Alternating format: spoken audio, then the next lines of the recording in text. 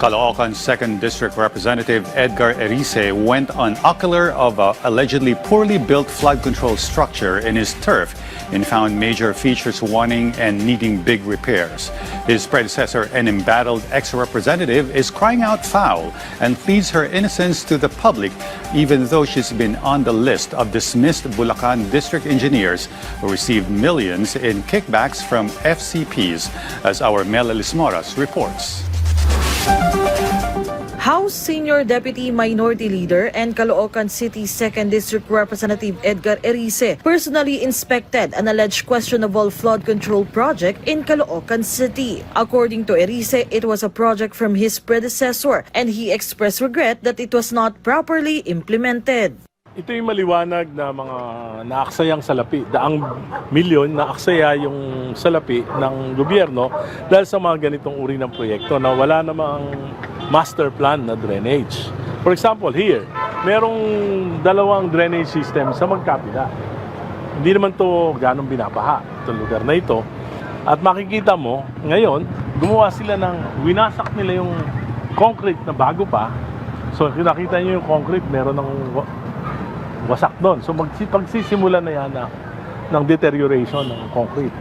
The project was initiated under the term of former Caloocan City 2nd District Representative Mitch Kahayon Uy, who is now also being linked to other issues involving flood control projects. Uy has yet to issue a new statement, but she had earlier asserted that all her projects are open to public for scrutiny. She also maintained that her record is clean and pleaded that innocent people should not be dragged into the mess. According to Erice, he is still investigating infrastructure projects within their district. Once the probe is complete, he will submit a report to the Department of Public Works and Highways. Yung mga problema dito na susolusyonan natin dahil nga sabi ko, ngayon nasa process na sila ng termination and rebidding of projects na iniwanan.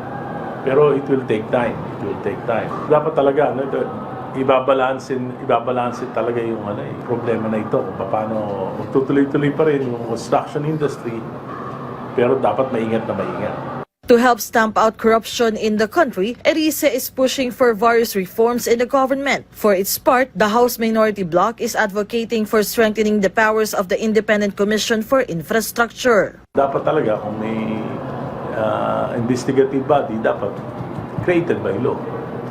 Tapos with enough powers, funded by the government. Dapat nga may prosecutorial power na sila, diretso na, from them to Sandigan Bayan. Kasi hindi naman maasikaso ng ombudsman lahat yan. Otherwise, ang ombudsman, yun na lang ang gagawin. Paano naman yung ibang trabaho? Navotas City Representative Toby Tiangco has also filed a similar measure, and once Congress resumes session, he hopes it will be a priority legislation. Mel Lismoras from the National TV Network for a new and better Philippines.